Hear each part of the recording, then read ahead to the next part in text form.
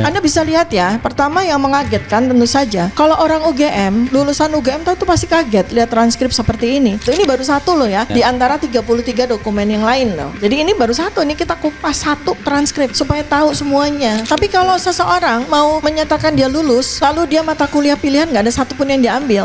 Terus transkripnya itu tidak ada tanda tangan dekan, tidak ada tanda pembantu dekan satu, tidak ada cap, itu artinya ilegal.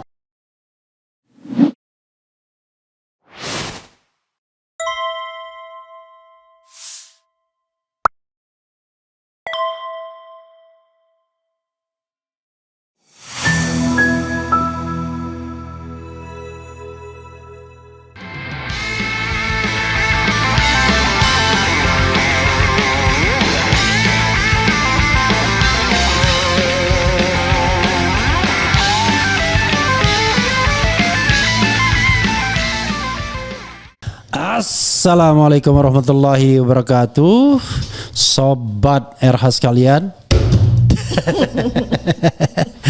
Jumpa lagi kita di channel yang keren ini, keren cadas. Jadi waktu saya sama Tom Lembong, nggak mau saya nih, agak malu-malu juga waktu Tom Lembong diliatin Anis.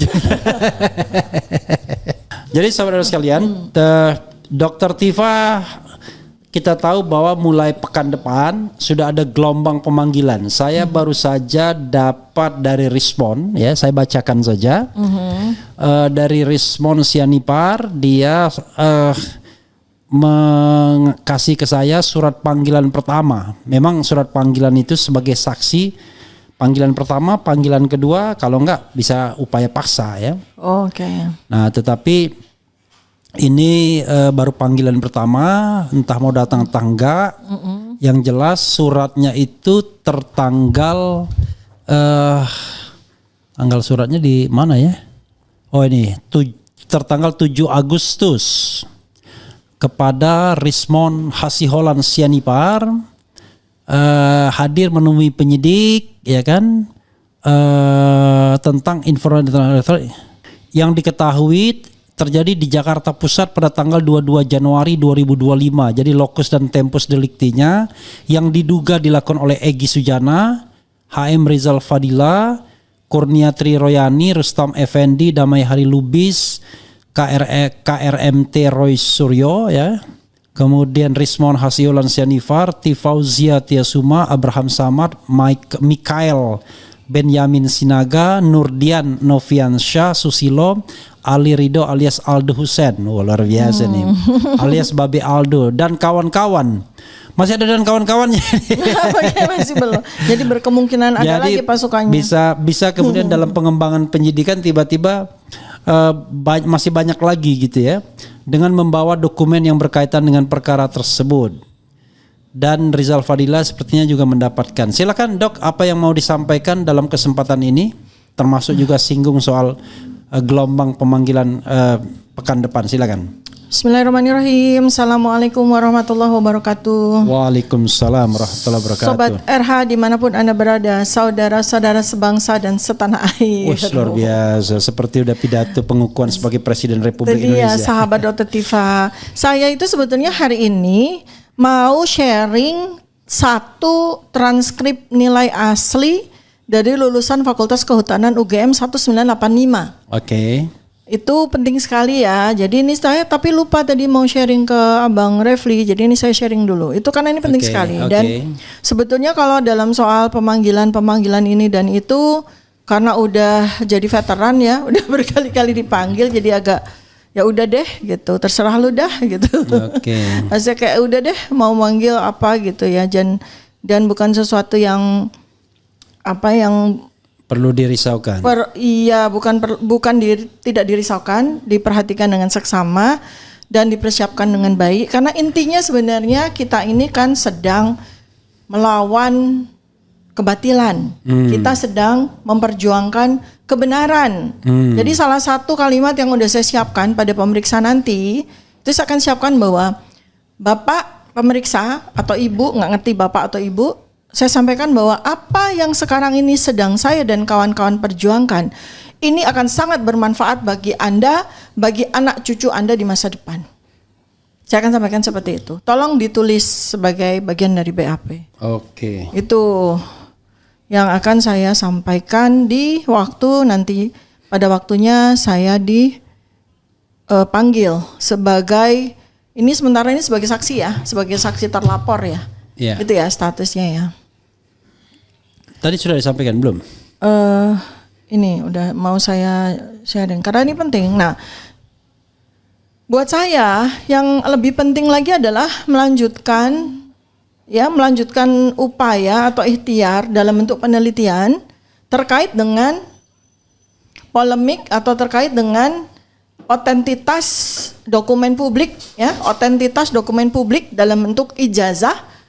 Ijazah ini ijazah publik ya, bukan ijazah privat, karena ijazah ini sudah dipakai oleh seseorang untuk meraih jabatan publik ya, mulai tahun 2005 itu, mulai dari dia jadi wali kota 2 kali, kemudian dia jadi gubernur setengah kali karena satu kalinya nggak utuh. Oh berarti kemudian jadi wali kota juga nggak 2 kali juga, 1,5 kali. 1,5 kali juga ya. Iya. Wali kota 1,5 kali, kemudian gubernur setengah kali, kemudian jadi presiden 2 kali ya gitu. Yeah. Nah itu kan menggunakan dokumen yang salah satunya adalah ijazah ya kan. Nah ijazah itu yang sekarang ini kan selama 11 tahun menjadi polemik besar bagi rakyat, membuat gaduh rakyat, membuat polemik yang terus menerus, sementara yang bersangkutan diam-diam saja malah kemudian memenjarakan orang.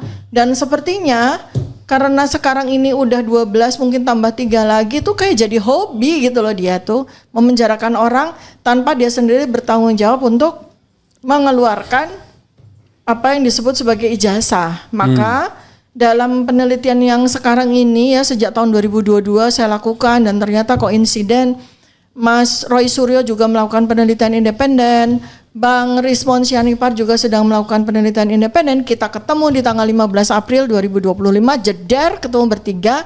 Nah kita lanjutkan bertiga ya. Dan insya Allah penelitian-penelitian kami ini akan kami publikasi dalam bentuk buku ya, white papers. Namanya Jokowi's White Paper ya. Dan itu adalah gabungan dari penelitian-penelitian kami yang secara terpisah dari 2022 sampai 15 April 2025 kami lakukan secara terpisah, secara independen. Dan sejak tanggal 15 April ketika Allah Subhanahu wa taala mempertemukan kami di alma mater kami tercinta di UGM, sejak itu kami kemudian melakukan penelitian bertiga. Insya Allah buku itu akan kita lahirkan, kita akan launchingkan, pre-launching di 17 Agustus 2025 tepat pada hari ulang tahun kemerdekaan Republik Indonesia ke-80, dan insya Allah akan kami launching grand launching di tanggal 27 Agustus 2025. Oke, launchingnya 17, kemudian grandnya 27. Hari kelahiran dari buku yang insya Allah akan sangat bersejarah, itu tanggal 17 Agustus 2025. Kemudian kita akan launchingkan secara besar-besaran, insya Allah di tanggal 27 Agustus 2025. Ini tentang Pak Jokowi ya, tentang ijazah ya? Ya, segala sesuatu tentang nanti kira-kira ngundang Pak Jokowi enggak? Ya kita undang aja kalau mau datang ya. Atau kita Zoom. Kan buku tentang dia soalnya. Ya, kita ya nggak apa-apa, kita undang kalau mau datang. Terus itu bukan cuma digital forensik ya, tapi gabungan dari 3 ilmu. Ilmu telematika milik dari Mas Dr. Roy Suryo ya. Telematika itu kan telekomunikasi dan informatika ya. Telematika, keahliannya beliau, kepakarannya beliau. Kemudian Bang Rismon Sianipar yang ahli digital forensik dan lain-lain. Pokoknya segala sesuatu tentang digital forensik dan tentang digital engineering itu kan keahliannya beliau. Dan saya yang menekuni bidang neuroscience behavior ya. Itu ilmu itu kompak sekali. Jadi paripurna lah insya Allah apa yang menjadi hasil penelitian kami. Dan ini adalah living research. Karena bukunya satu ini baru tahapan finishing, buku kedua udah kita tulis juga. Karena living research, karena researchnya terus berjalan. Dan hari ini saya juga akan berikan kesempatan kepada masyarakat untuk melihat ada sebuah dokumen yang sangat penting. Apakah sudah tayang? Sudah. Sudah tinggal ditayangkan aja. Ya, ini adalah salah satu dokumen yang sangat penting. Tapi kecil banget ini apa tapi coba ditayangkan Coba dulu. deh. Karena itu apa adanya. Iya. Dari tayangan presentasi Bareskrim. Iya, Dirtipidum ya. Dirtipidum Bareskrim 22 Mei yang secara katakanlah gegabah secara research ya. Jadi gegabah based. Harusnya kan evidence based. Ini gegabah based ya. Karena dokumen-dokumen yang digunakan oleh Bareskrim untuk menyatakan bahwa ijazah Joko Widodo itu identik gitu ya. Iya. Itu adalah dokumen-dokumen yang gegabah. Ya, Saya sendiri tidak. Ini sudah kita tampilkan Yang yang gegabah atas dulu, yang di Dirtipidum dulu atau yang bawahnya dulu? Yang Dirtipidum dulu deh. Dirtipidum dulu. Yang gegabah dulu deh. Iya. Karena saya mau menunjukkan kepada masyarakat Yang daftar dokumennya nilai sarjana seperti itu. apa ya. Ya, satu dulu ya. Oke, silakan Dok. Ya, kita lihat ya dokumen yang digunakan oleh Dirtipidum, oleh Bareskrim. Bareskrim kan ganti ya kemarin 2 hari yang lalu ya. Ya. Nah, mudah-mudahan Bareskrim yang baru ini apa saya nggak tahu apakah sudah terinfo atau tidak. Saya mau tunjukkan betapa gegabahnya katakanlah anak buah Anda ini menggunakan sebuah dokumen yang kita lihat ya. Jadi memang ini kecil karena kita kan nggak bisa lihat secara mata kepala kita sendiri, hanya menggunakan layar yang digunakan waktu itu untuk presentasi Dirtipidum, dan layarnya itu jauh sekali, nggak di zoom ya. Tetapi sebenarnya kalau dengan teknologi kita bisa lihat, ini saya menggunakan dokumen apa adanya yang kita potret sama-sama dari tayangan TV ya, dari tayangan TV waktu tanggal 22 Mei. Ini tidak rekayasa, walaupun dokumen ini dokumen sekunder karena saya tidak foto langsung. Tapi ini sudah cukup ya, cukup sahih untuk bisa kita lihat. Yeah. Anda bisa lihat ya, pertama yang mengagetkan tentu saja, kalau orang UGM, lulusan UGM tentu pasti kaget lihat transkrip seperti ini. Karena belum pernah kita melihat transkrip yang seperti ini ya, dengan nilai-nilai yang ditulis tangan ya, nilai-nilainya ditulis tangan. Iya, iya. Kemudian so many D, banyak sekali nilai D. Ya, banyak sekali nilai C, dan ini nggak mungkin. Kalau kita lihat, kita pernah kuliah dan kita tahu kualitas UGM ini nggak akan lebih, ini saya hitung ya dengan rumus matematika ini nggak lebih dari 2,3 IPK-nya ya. Tapi di Dirtipidum mungkin karena nggak pernah kuliah di UGM jadi dia bilang bahwa IP-nya 3, nggak mungkin. Yeah. IP 3, itu D-nya aja segini banyak ya, kalau nggak 6 sampai 7, C-nya aja 13. Tidak mungkin itu. Yeah. Saya hitung antara 2,0 sampai 2,2. B semua itu baru 3. Ya, B semua baru 3 kan. Dan pasti biasanya ada A-nya gitu karena 3, Iya. Ya itu. Pertama dari sisi lihat ya. Walaupun samar-samar mungkin kalau di Zoom Anda bisa lihat bahwa tulisan nilainya ada C, ada A, ada D ya. Ada B, ini pakai tulisan tangan. Tuh ya, itu sangat tidak lazim. Kemudian Anda juga lihat bahwa ada kolom yang kosong di belakang di halaman 2 ya. Kolom yang kosong itu yang cuma ada nomor-nomornya, nggak ada tulisan mata kuliahnya. Iya. Itu adalah mata kuliah pilihan ya. Kalau yang nomor yang nama-nama mata kuliah yang di atas itu dari nomor 1 sampai nomor 56 itu adalah mata kuliah wajib. Artinya itu wajib, makanya udah diketik. Sudah diketik ya, ini ketik manual ya, dengan mesin ketik manual. Ini dokumen ini mesin ketik manual. Karena tahun 1985 ya, berarti memang belum ada printer waktu itu. Jadi semua transkrip yang mahasiswa tahun 1985 itu akan menerima transkrip nilai dengan mesin ketik manual ya. Nah, kalau mata kuliah wajib kan semua mahasiswa itu dapat mata kuliah wajib itu. Makanya ditulis duluan sebelum nilai ya. Nah, kemudian mata kuliah pilihan ini kan masing-masing ya. Nah, tetapi kita nggak mungkin lulus sarjana tanpa kita ngambil mata kuliah pilihan kan? Iya. Mana mungkin gitu ya. Artinya ini kan zong ya. Iya. Terus kemudian Anda bisa lihat juga ada nama di atas kanan. Nama dan nomor mahasiswa itu juga ditulis tangan. Ditulis tangan ya. Oke, kemudian di bawah, paling bawah di halaman kedua. Jangan yang ini dulu, Dok. Yang masih yang tadi. Yang itu. Yang Dirtipidum dulu. Ini pembandingnya nih yang kosong. Ya, ini saya baru tunjukin yang halaman kedua itu kan ada 2 tanda tangan. Yang kosong juga ya. Jadi sebelah kiri itu semestinya tanda tangan dekan ya. Kemudian yang sebelahnya itu semestinya adalah pembantu dekan 1 bidang akademik yang bertanggung jawab untuk mengeluarkan, memverifikasi dan mengisi dari transkrip nilai ini. Nah, buat masyarakat ya, transkrip nilai ini adalah nyawa dari seorang mahasiswa untuk bisa lulus. Atau kalau dia belum lulus untuk bisa naik kelas, untuk bisa pindah ke semester berikutnya. Jadi semua mahasiswa itu pasti punya transkrip nilai. Nah, ketika dia lulus menjadi sarjana, maka dia berhak untuk mendapatkan transkrip nilai asli dengan tanda tangan pejabat asli, yaitu dekan dan pembantu dekan 1 dan cap dari UGM. Capnya merah. Capnya merah, sehingga itu adalah salah satu cara untuk supaya tidak dipalsukan. Oke ya, jadi ornamen-ornamen paling penting dari transkrip Anda udah dapat ya. Nah, sekarang kita pindah ke transkrip nilai asli ya.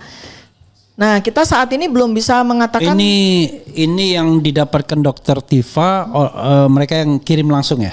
Iya, ini saya dapatkan justru bukan yang saya simpan. Oke. Ini saya dapatkan secara coincidence. Dari seseorang. Tapi ini bukan yang kemarin saya dapetin ya. I see. Ini saya dapetin fotonya ya, tapi ini otentik sekali. Jadi kita sama-sama membandingkan sebuah dokumen yang equal ya, karena sama-sama hasil foto ya. Yang tadi yang transkrip yang penuh dengan tanda tanya tadi juga hasil foto.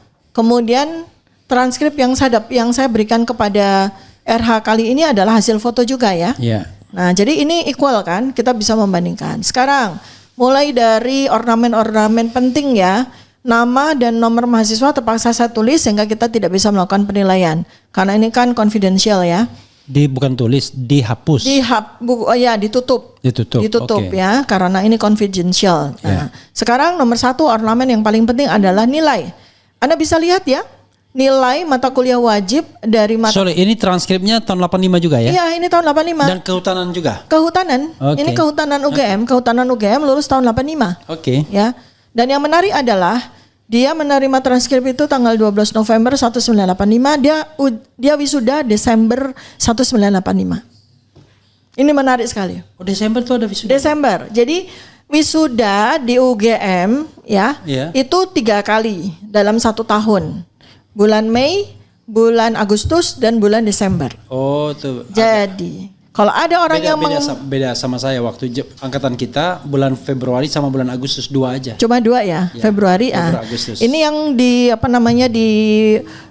tahun 85 itu 3 kali. Mei, kemudian Agustus, kemudian Desember. Oh, berarti dia yang Desember tuh Jokowi. Ya, ini kita sama-sama belum tahu ya. Tapi ada satu orang yang pada saat ikut reuni dadakan, tahu bulat goreng dadakan. Tanggal 26 Juli 2025 yang katanya ada reuni kehutanan itu. Ada satu orang yang keceplosan bilang bahwa dia wisuda Desember. I see. Nah, ada yang bilang dia wisuda November ya. Ada yang keceplosan bilang. Nah, kita belum tahu nih, belum verifikasi ya. Oke. Tapi orang ini yang punya transkrip ini mengatakan bahwa dia wisuda Desember 1985. Ya. Nah, jadi berdasarkan ini data yang tidak sahih ya, karena data berantai kan, data berantai. Nah, sekarang saya mau tunjukkan ornamen yang sangat penting paling pokok, yaitu bukan data yang tidak sahih, data yang belum terverifikasi. Iya, belum verified ya. Unverified yet ya. Ya, jadi bukan data yang tidak sahih tapi benar. Unverified yet. Sekarang lihat dari nilai. Nilai diketik dengan mesin ketik manual, bukan dengan tulisan tangan. Ya. Dan ini yang otentik dari sebuah transkrip nilai produksi dari UGM. Nggak ada namanya UGM itu bikin transkrip dengan tulisan tangan tuh nggak ada. Ya, itu. Kemudian nanti kita akan lakukan penilaian terhadap keduanya ya. Yang jelas transkrip nilai asli itu pada tahun 1985 itu ditulis dengan mesin ketik manual.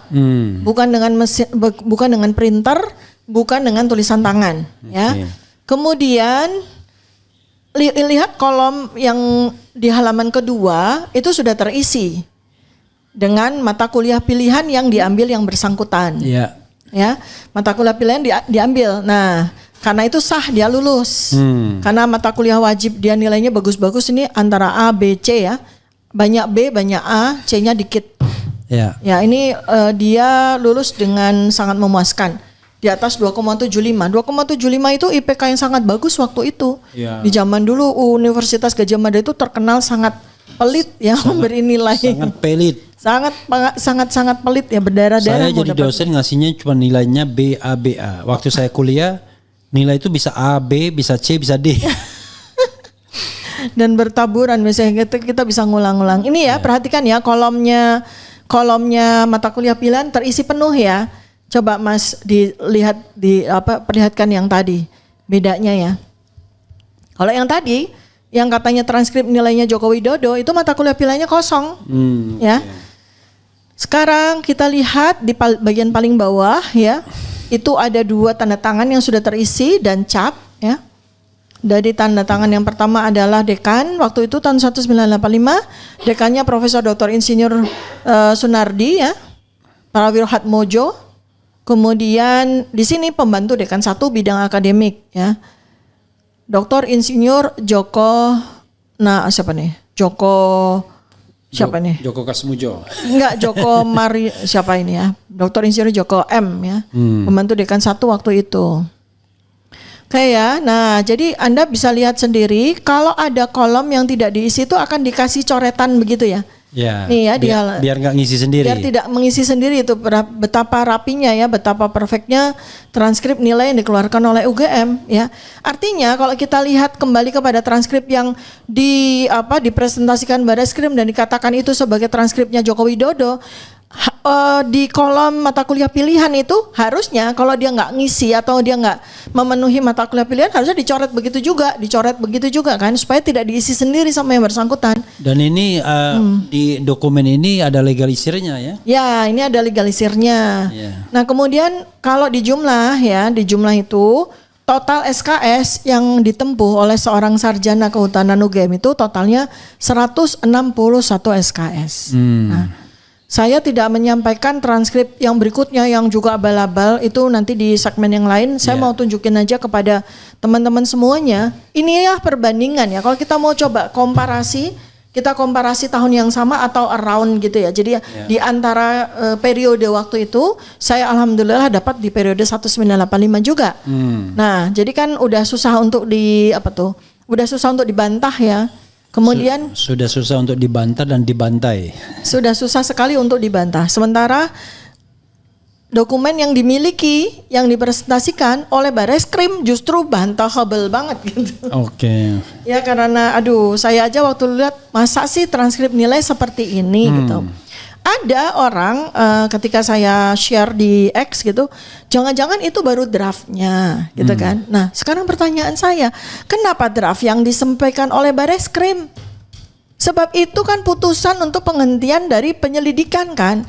Kalau putusan penyelidikan masa pakai draft gitu kan? Iya. Iya kan, masa pakai draft? Sebab kan gini urutannya ya, orang mahasiswa itu kuliah setiap semester dapat transkrip. Habis itu dia bisa lanjut ke kuliah semester berikutnya. Habis itu setelah selesai semua semester ya, kemudian dia skripsi. Habis itu dia KKN atau KKN dulu baru skripsi lah, whatever ya. KKN dulu baru skripsi misalnya begitu, atau skripsi dulu baru KKN, baru dia wisuda, dapat ijazah. Nah, di antara sequence ini kan semua harus terpenuhi. Artinya dia itu ketika dia mau KKN lah atau mau skripsi lah, semua nilai-nilai itu sudah masuk ke pembentuk dekan 1 bidang akademik, udah masuk. Dosen-dosennya udah lapor sehingga transkrip nilai itu udah jadi. Nah, disitulah letak draft kalau memang ada draft. Tapi draft itu tidak diberikan kepada kita, draft itu dimiliki oleh fakultas. Iya, kita nggak mungkin pakai draft kita. Dan kita nggak mungkin pakai draft. Karena setiap kita minta transkrip nilai, pasti yang asli dikasih. Pasti yang asli, ada tanda tangannya pembantu dekan 1 dan ada tanda tangan dekan dan ada cap warnanya merah supaya jadi tidak dipalsukan. Jadi dulu saya pernah minta transkrip nilai yang belum lengkap nilainya. Kalau nggak salah belum ada nilai skripsinya gitu ya, atau nilai KKN atau lupa saya nilai skripsi. Tetapi pada waktu itu kita punya kebutuhan untuk melamar. Tetap aja dikasih tapi nilai itu belum ada. Ya. Tetapi tetap resmi ininya. Tapi nggak mungkin nilainya itu nggak ada mata kuliah pilihannya. Paling ujungnya kan karena nilai skripsi itu belum masuk sementara kita mau melamar pekerjaan. Itu waktu ditranskrip nilai skripsinya, ujian skripsinya belum ada. Dan pasti ada penjelasannya di surat. Tapi kalau seseorang mau menyatakan dia lulus, lalu dia mata kuliah pilihan nggak ada satupun yang diambil, terus transkripnya itu tidak ada tanda tangan dekan, tidak ada tanda pembantu dekan 1, tidak ada cap, itu artinya ilegal, abal-abal atau zong dan tidak pantas dijadikan alat bukti dan sangat tidak patut kan, sangat tidak, karena itu kan berarti berkemungkinan juga apakah itu palsu. Ini bukan hanya data sekunder tapi tersier. Yang dibawa di Tipidem itu data tersier. Data tersier, aduh, masa kualitasnya seperti itu? Ini baru 1 loh ya, di antara 33 dokumen yang lain loh. Jadi ini baru 1, ini kita kupas 1 transkrip supaya tahu semuanya. Tidak ada orang bisa lulus sarjana kalau dia nggak punya transkrip nilai yang lengkap. Ya, seperti yang tadi Bang Levi sampaikan, saya belum skripsi, saya minta transkrip. Oke, nggak ada masalah. Tapi itu bukan transkrip nilai untuk bisa jadi sarjana, untuk bisa wisuda. Karena untuk bisa wisuda itu kita harus punya nilai KKN, harus punya nilai skripsi, dan nilai mata kuliah wajib itu udah selesai, ditulis oleh intinya kalau mau dijadikan alat bukti ya nilai transkrip yang lengkap. Iya kan harusnya begitu, namanya alat bukti gitu ya. Dan ini juga kemarin salah satu juga yang keberatan saya yang saya sampaikan di Kompolnas. Saya sampaikan loh, Kompolnas ini kan lembaga pengawas polisi, ya.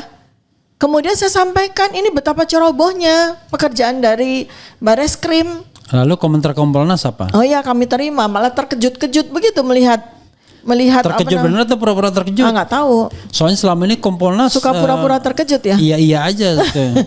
Karena pengalaman kita dan Kompolnas itu ketika kasus Sambo kan, sama KM 50 belum apa-apa udah membela itu. Waktu itu ada Benny Mamoto kan.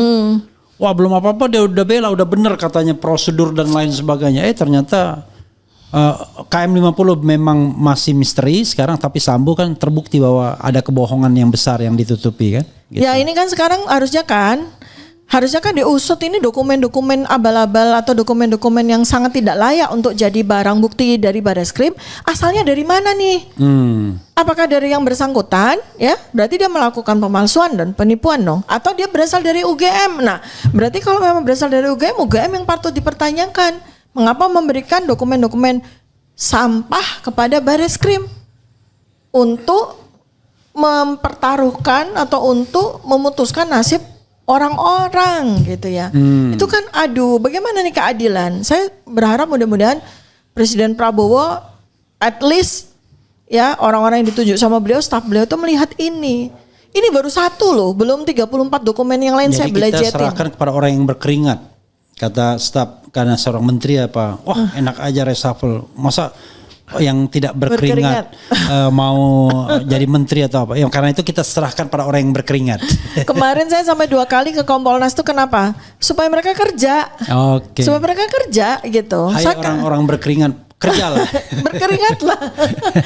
Agar Anda berkeringat lagi gitu. Paling enggak nulis surat lah, berkeringat sedikit. Kita juga bukannya tidak berharap ya, artinya gini, kita sebagai rakyat itu kan tetap menjunjung tinggi hukum, menjunjung tinggi prosedur yang ada, ya kan, yang dibuat dengan uang pajak kita loh itu prosedur itu, mereka kerja, mereka makan, mereka minum, mereka menyediakan kita kotak makanan itu kan semua pakai uang pajak, jadi mereka itu kerjanya harus benar. Saya nggak mau ngejudge ya mereka kerjanya nggak benar atau tidur aja dan segala makan gaji buta, enggak. Tapi yang penting buat saya adalah kita meminta mereka untuk bekerja.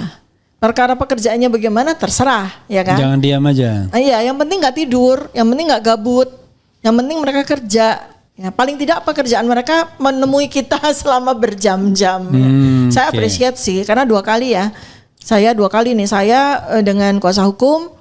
Kemudian abis itu karena mereka memberikan kesempatan kepada 11 terlapor yang lain untuk ngomong juga, untuk bicara juga, itu buat saya sih apresiasi ya. Di Kompolnas. Di Kompolnas. Dan makanya Ombudsman. Tidak semuanya ya. Ombudsman ya, ini mereka aja menemui kita aja masih rapat sejam.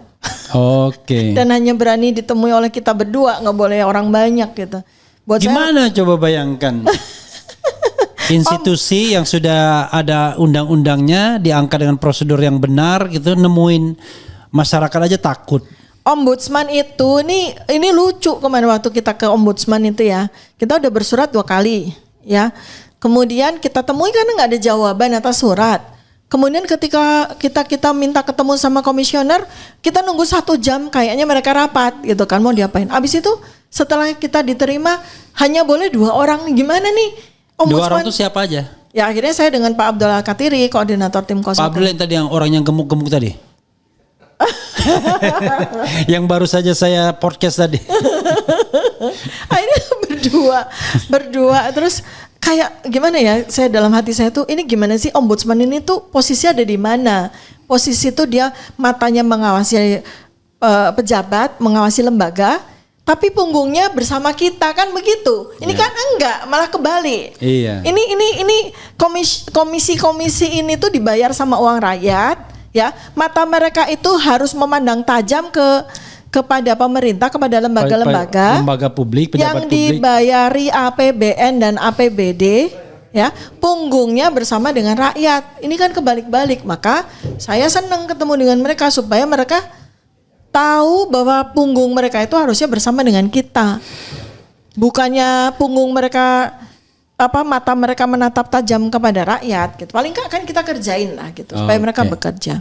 Terus habis itu yang 2 udah beres ya teman-teman semuanya ya, sahabat RH sekalian dimanapun Anda berada, sahabat Dr. Tifa, channel Dr. Tifa di RTF channel sekalian ya. Boleh, promosi. santai. Iya dong. Saudara-saudara sebangsa dan setanah air. Kenapa nggak Dr. Tifa aja namanya? Di RTF ada Dr. Tifa ada sendiri yang khusus kesehatan. Oh. Yang di RTF yang khusus perjuangan. Ini kan sekarang kita lagi perang Badar ya, bukan perang Uhud. Banyak berdarah itu. Perang Badar itu menang. Insya Allah. Karena yang sedang kita usung adalah kebenarannya Allah. Kita ini cuma menjadi alatnya aja. Kita udah dipilih jadi alatnya, ya sudah kita bekerja. Kita berjuang. Nah, saya udah siapin tembang. Apa? Tembang perang Badar. Oke, mau dinyanyikan? Mau. Karena sebentar lagi kita harus sholat Jumat nih. Sementara kita harus ke PN Tangerang. Saudara sekalian, setelah ini kita mau PN Tangerang memberikan dukungan moral kepada Charlie Chandra yang dikriminalisasi dalam kasus yang terkait dengan perampasan tanah di PIK 2. Oke, silakan tembangnya. Tembangnya gini ya, sebelum saya sambil cari-cari tembangnya tadi di jalanan saya bikin. Karena tembang ini sebenarnya tembang favorit saya. Tapi saya ubah karena itu sebenarnya tembangnya sangat menyedihkan gitu ya. Okay. Sedikit ya saya cerita tentang tembang ini. Tembang ini tuh menceritakan tentang Kumbakarna. Kumbakarna itu adiknya Rahwana ya. Yeah. Istrinya namanya Anjasmara.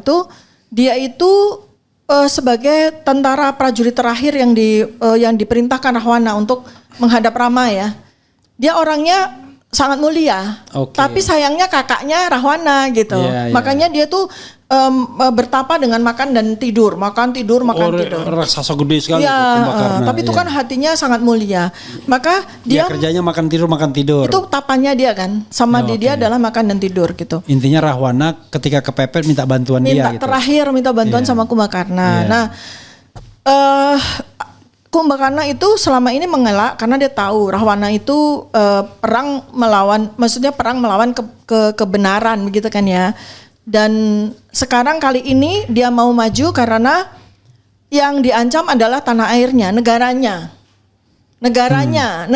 yang akan terancam. Dia tidak mau maju perang untuk kakaknya, ya hanya bela-belain perempuan kan gitu ya, rebutan perempuan. Dia mau maju karena Rama akan berperang untuk negaranya kan, maksudnya gitu. Jadi dia mau maju, tapi dia tahu bahwa kalau dia mau maju dia mati. Nah karena itu maka dia pamitan sama istrinya.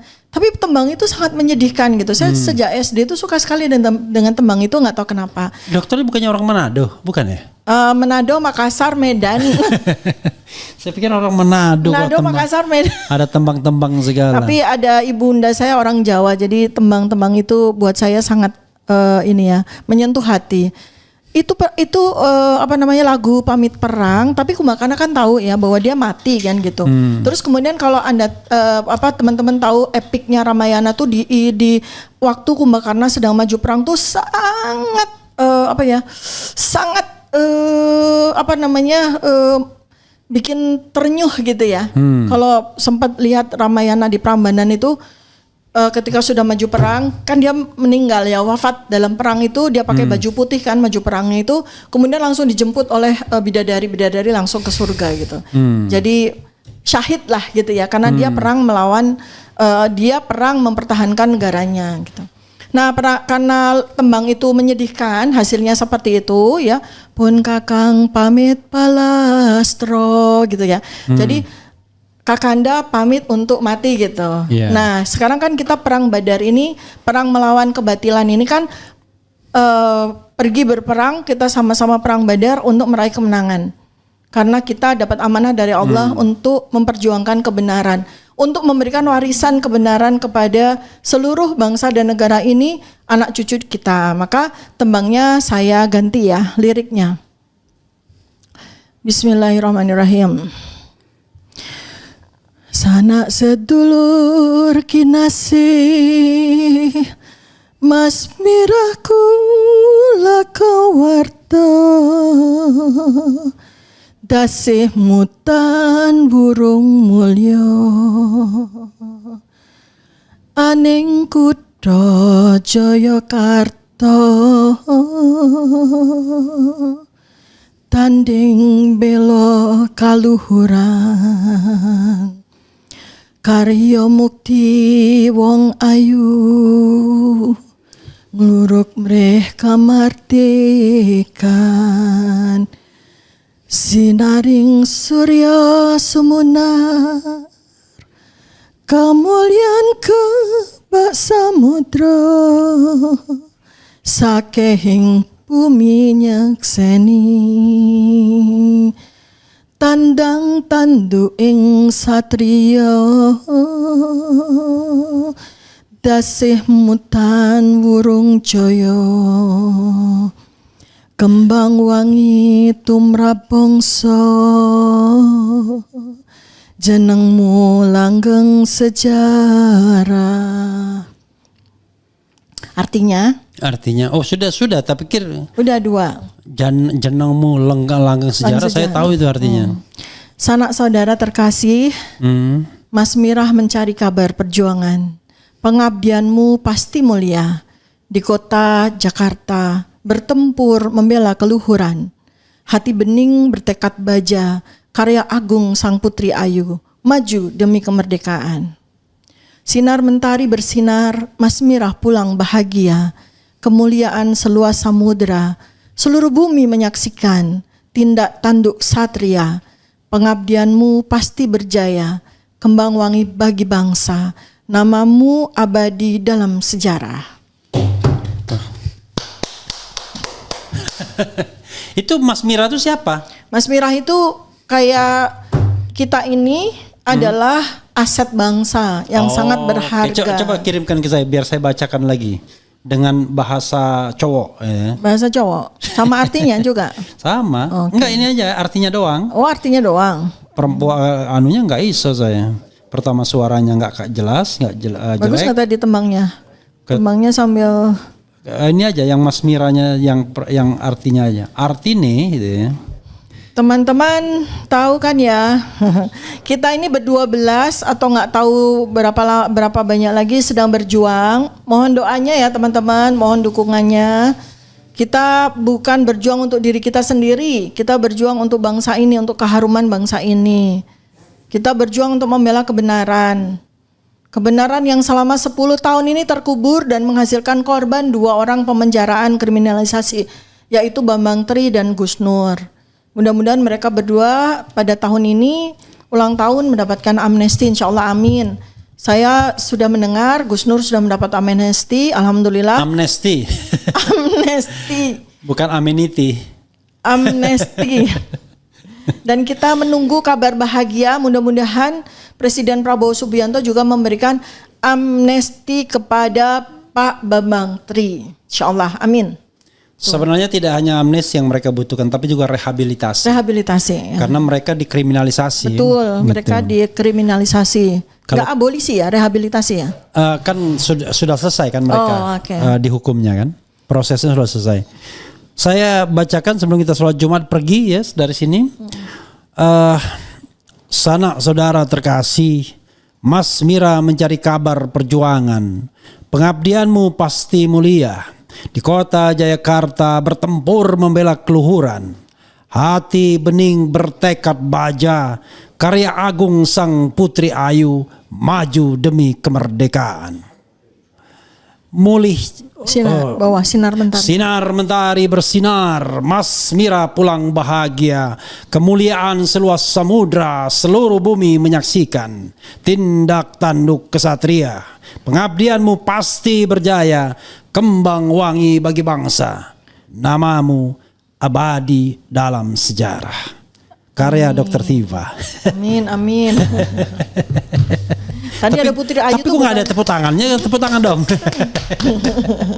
Kita nggak tahu penggalanya di mana. Ya saudara sekalian, karena kita harus soljum gitu ya. Silakan Dr. Tiva wrap up dan closing statement. Baik ya teman-teman semuanya. Kita sudah menyaksikan tanggal 22 Mei 2025 itu ada 34 dokumen kurang lebih yang dipresentasikan oleh Bareskrim. Dari situ saya dan kawan-kawan kemudian melanjutkan penelitian karena kami dapat bahan baru. Salah satu dari yang sudah kami temukan adalah dokumen yang merupakan dokumen yang seharusnya itu bentuknya adalah asli ya, transkrip nilai yang sangat penting bagi seorang mahasiswa bernama Joko Widodo untuk dinyatakan lulus dari Sarjana Kehutanan UGM tahun 85. Ternyata kami menemukan bukti yang lain, transkrip nilai asli dari mahasiswa Fakultas Kehutanan UGM yang lulus tahun 1985 juga. Ternyata transkripnya sangat berbeda.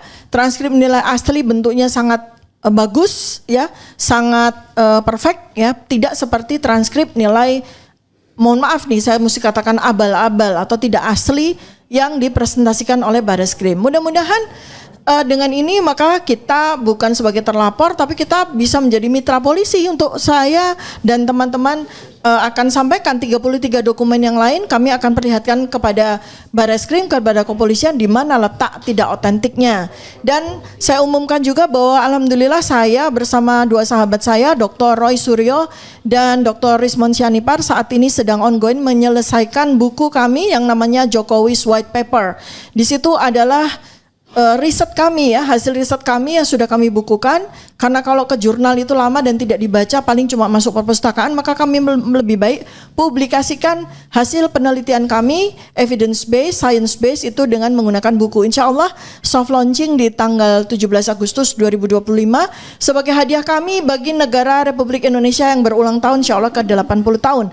Dan nanti grand launchingnya buku itu sudah tersedia insya Allah di tanggal 27 Agustus 2025. Terima kasih banyak Abang Refli atas undangannya.